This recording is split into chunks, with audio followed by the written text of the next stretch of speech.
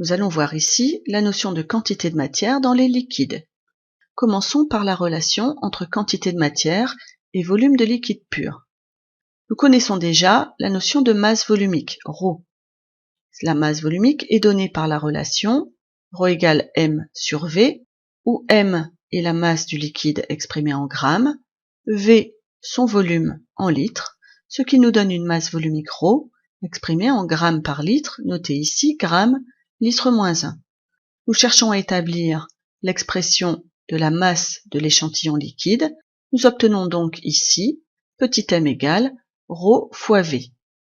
À partir de l'expression de cette masse, et connaissant l'expression de la quantité de matière d'un échantillon, petit n égale petit m sur grand M, nous pouvons établir une relation entre la quantité de matière de l'échantillon liquide et son volume.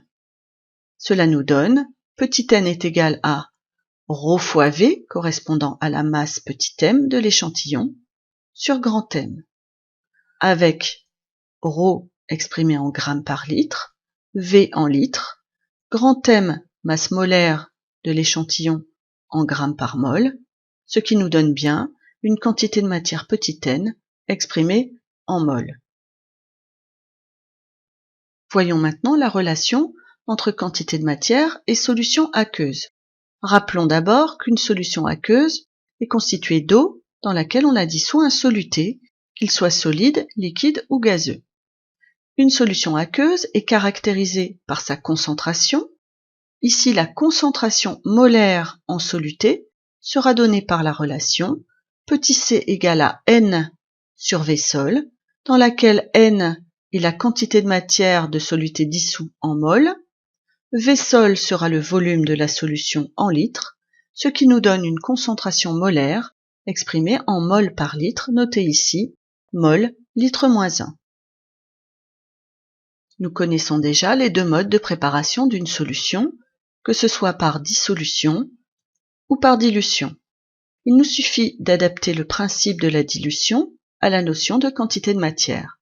Ici, cela nous donne n mer, c'est-à-dire la quantité de matière de soluté contenue dans le prélèvement de solution mer, qui sera égale à n filles, c'est-à-dire la quantité de matière de soluté que l'on trouvera dans la solution fille préparée. Cette égalité nous donne la relation C mer fois V sol mer, qui correspond à la quantité de matière de soluté contenue dans le prélèvement de solution mer. Ce produit sera égal au produit de C fille par V sol fille, qui lui correspond à la quantité de matière de soluté contenue dans la solution fille préparée.